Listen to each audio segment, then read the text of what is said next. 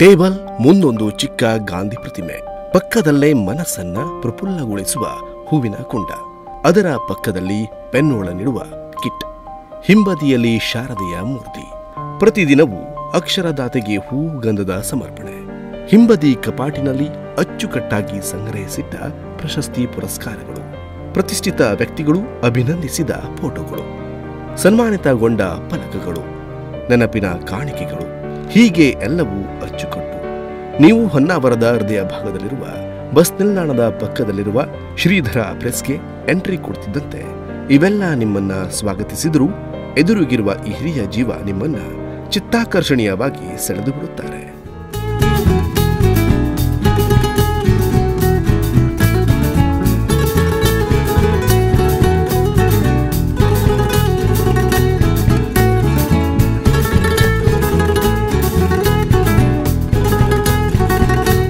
ಹೌದು, ಗರಿಗರಿಯಾದ ಬಟ್ಟೆ, ಕಣ್ಣಿಗೊಂದು ಕಡುಗಪ್ಪು ಬಣ್ಣದ ಪ್ರೇಮಿನ ಕನ್ನಡಕ, ಮುಖದಲ್ಲೊಂದು ತೇಜಸ್ಸು, ವಯಸ್ಸನ್ನು ಮೀರಿಸುವ ಉತ್ಸಾಹ. ಒಂದು ವಿಷಯದ ಬಗ್ಗೆ ಬರೆಯೋಕೆ ಕುಳಿತರೆ ಅದು ತಾರ್ಕಿಕ ಅಂತ್ಯ ಕಾಣಲೇಬೇಕು ಅನ್ನೋ ಉತ್ಕಟ ಬಯಕೆ. ಇದು ಅಕ್ಷರ ಬ್ರಹ್ಮ ನಮ್ಮ ಉತ್ತರ ಕನ್ನಡ ಜಿಲ್ಲೆಯ ಹೆಮ್ಮೆಯ ಹಿರಿಯ ಪತ್ರಕರ್ತರಾದ ಜಿ.ಯು. ಭಟ್ಟರ ದೈನಂದಿನ ದಿನಚರಿ.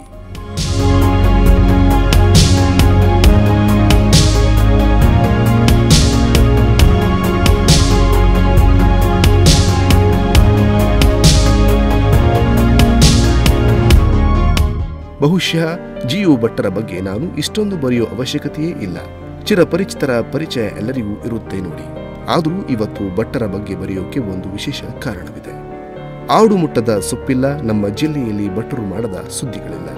ಕಳೆದ 50 ವರ್ಷಗಳಿಂದ ನಿರಂತರವಾಗಿ ಜಿಲ್ಲೆಯ ಆಗು ಹೋಗುಗಳಿಗೆ ಧ್ವನಿಯಾಗಿ ಬಂದಿರುವ ಭಟ್ಟರು ತಮ್ಮ ಅಂತರಂಗದಲ್ಲಿ ಬೆಟ್ಟದಷ್ಟು ಇದ್ದರೂ ಅದೆಲ್ಲವನ್ನ ನುಂಗಿಕೊಂಡೇ ಸಮಾಜಮುಖಿಯಾಗಿ ನಡೆಯುತ್ತಿದ್ದಾರೆ.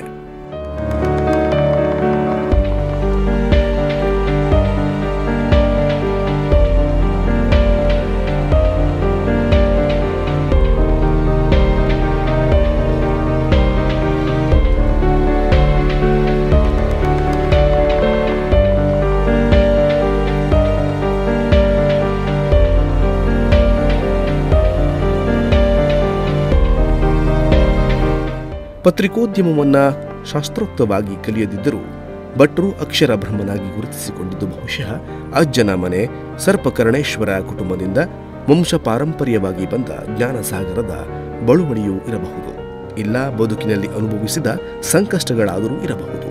ಆದರೆ ಅಗಣಿತ ಶ್ರಮ ಮತ್ತು ನಿರಂತರ ಓದು ಭಟ್ಟರನ್ನ ಪರಿಪೂರ್ಣ ಪತ್ರಕರ್ತರನ್ನಾಗಿ ಮಾಡಿ ನಡೆದಾಡುವ ವಿಶ್ವಕೋಶವನ್ನಾಗಿ ರೂಪಿಸಿದ್ದು ಅನ್ನೋದನ್ನ ಯಾರೂ ಅಲ್ಲಗಳೆಯುವಂತಿಲ್ಲ. ಇನ್ನು ನನ್ನಂತವರು ಕೂಡ ಪತ್ರಿಕೋದ್ಯಮವನ್ನ ಆರಿಸಿಕೊಂಡಿದ್ದು ಭಟ್ಟರ ಪ್ರೇರಣೆಯಿಂದಲೇ. ಹೀಗೆ ಭಟ್ಟರ ಬದುಕೆ ಒಂದು ಪ್ರೇರಣೆ.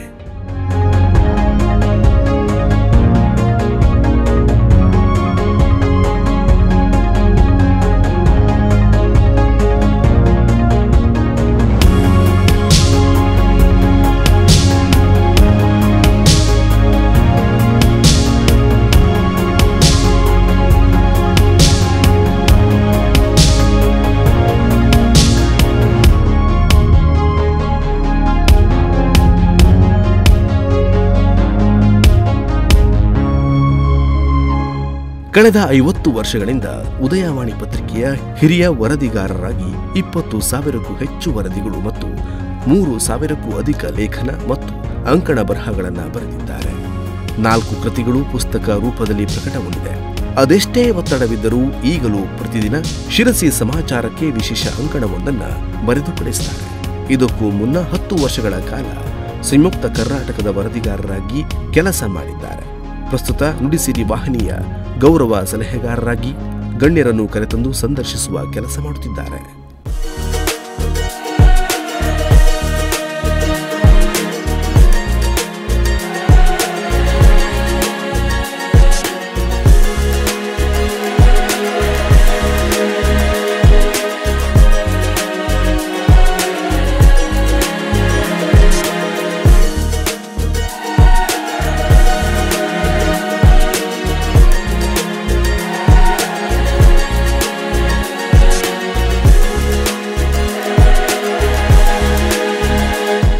ಸಮಯವೇ ಸಿಗದ ಪತ್ರಿಕೋದ್ಯಮದಂತ ಸಾಗರದಲ್ಲಿದ್ದರೂ ಭಟ್ಟರು ಸಾಹಿತ್ಯ, ರಂಗಭೂಮಿ, ಶಿಕ್ಷಣ ಕ್ಷೇತ್ರ, ಕಿರುತೆರೆ, ಕೊನೆಗೂ ಸಿನಿಮಾದಲ್ಲಿಯೂ ಅಭಿನಯಿಸಿ ಸೈ ಎನಿಸಿಕೊಂಡಿದ್ದಾರೆ. ಹೀಗೆ ಭಟ್ಟರ ಬದುಕಿನ ಬಗ್ಗೆ ಹೇಳೋಕೆ ಹೋದರೆ ಎಣಿಸಲಾರದಷ್ಟಿದೆ.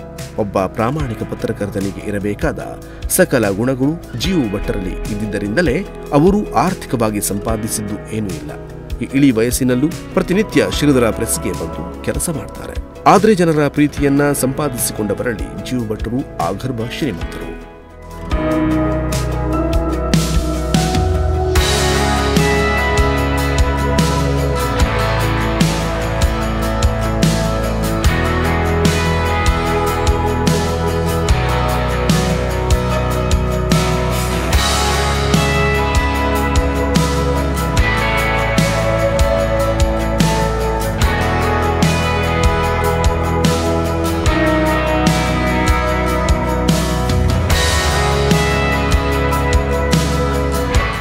ಇಂತಿಪ್ಪ ಜೀವು ಭಟ್ಟರು ಬೇಡ ಬೇಡ ಅಂದರೂ ಪ್ರತಿಷ್ಠಿತ ಪ್ರಶಸ್ತಿಗಳು ಅವರನ್ನ ಅರಸಿ ಬರುತ್ತೆ.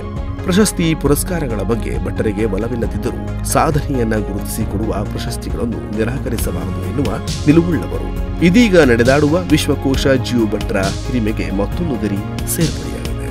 ಹೌದು, ಕರ್ನಾಟಕ ಕಾರ್ಯನಿರತ ಪತ್ರಕರ್ತರ ಸಂಘವು KUWJ ದತ್ತಿನಿಧಿ ಪ್ರಶಸ್ತಿಯನ್ನು ಪ್ರಕಟಿಸಿದ್ದು, ಉದಯವಾಣಿಯ ಹಿರಿಯ ಪತ್ರಕರ್ತರಾದ ಜೀವು ಭಟ್ಟರಿಗೆ HS ದೊರೆಸ್ವಾಮಿ ಪ್ರಶಸ್ತಿಯನ್ನು ನೀಡಿ ಗೌರವಿಸಲಾಗಿದೆ.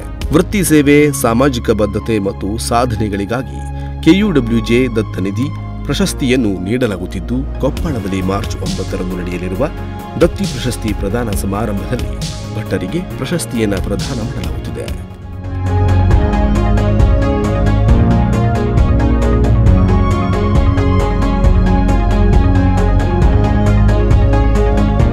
ಖುಷಿಯಿಂದ ಕರೆ ಮಾಡಿ ಶುಭ ಕೋರಿದೆ. ಯಾವುದೋ ಸುದ್ದಿಯನ್ನ ರೈಟ್ ಅಪ್ ಮಾಡುತ್ತಿದ್ದ ಭಟ್ಟರು ನನ್ನ ಖುಷಿಯ ತೀವ್ರತೆ ನೋಡಿಯೇ ಸಣ್ಣದಾಗಿ ನಕ್ಕು ಥ್ಯಾಂಕ್ಸ್ ಎಂದರು. ಸುದ್ದಿ ಮಾಡುತ್ತೇನೆ ಅಂದೆ, ಆಯ್ತು ಸಣ್ಣ ಸುದ್ದಿ ಮಾಡಬಹುದು ಅಂದರು. ಅವರಿಂದಲೇ ಪತ್ರಿಕೋದ್ಯಮ ಹುಚ್ಚು ಹಿಡಿಸಿಕೊಂಡ ನನಗಿದು ಸಣ್ಣ ಸುದ್ದಿಯಲ್ಲ ನೋಡಿ. ಭಟ್ಟರ ಮಡದಿ ತಾರಮ್ಮನಿಗೂ ನನಗಾದ ಖುಷಿಯೇ ಆಗಿದೆ. ಎಲ್ಲಕ್ಕಿಂತ ಹೆಚ್ಚಾಗಿ ಭಟ್ಟರು ತಮ್ಮ ಪತ್ರಿಕೋದ್ಯಮ ವೃತ್ತಿಯಲ್ಲಿ ಸುದ್ದಿಯ ವಿಚಾರದಲ್ಲಿ ರಾಜಿ ಮಾಡಿಕೊಂಡವರಲ್ಲ. ಜಾತಿ ಧರ್ಮಗಳ ಲೆಕ್ಕಾಚಾರ ಹಾಕಿದವರಂತೂ ಅಲ್ಲವೇ ಅಲ್ಲ. ಸುದ್ದಿಯ ಘನತೆ ಕೆಡಿಸಿದವರಲ್ಲ. ಎಲ್ಲವೂ ಅವರು ಧರಿಸಿದ ಗರಿಗರಿ ಬಿಳಿ ಬಟ್ಟೆಯಷ್ಟೇ ಪರಿಶುದ್ಧ. ತುಂಬು ದಾಂಪತ್ಯ ಜೀವನ, ಸಂತೃಪ್ತಿ ಬದುಕು, ಕೆಡುಕಿಲ್ಲದ ಮನಸ್ಸು, ಕಾರಣವನ್ನೇ ಕೊಡದೆ ಬದುಕು ಕೊಟ್ಟ ಸಿಡಿಲಾಘಾತವನ್ನ ಎದೆಯೊಳಗೆ ಅದುಬಿಟ್ಟುಕೊಂಡೇ ಆಪ್ತರ ಸಂಭ್ರಮವನ್ನ ತನ್ನದೆಂದೇ ಭಾವಿಸುವ, ನಮ್ಮಂಥವರನ್ನು ಸದಾ ಪ್ರೇರೇಪಿಸುವ, ಮಾರ್ಗದರ್ಶನ ಮಾಡುವ ಭಟ್ಟರಿಗೆ ನುಡಿಸಿರಿ ವಾಹಿನಿ ವತಿಯಿಂದ ಹೃತ್ಪೂರ್ವಕ ಅಭಿನಂದನೆಗಳು.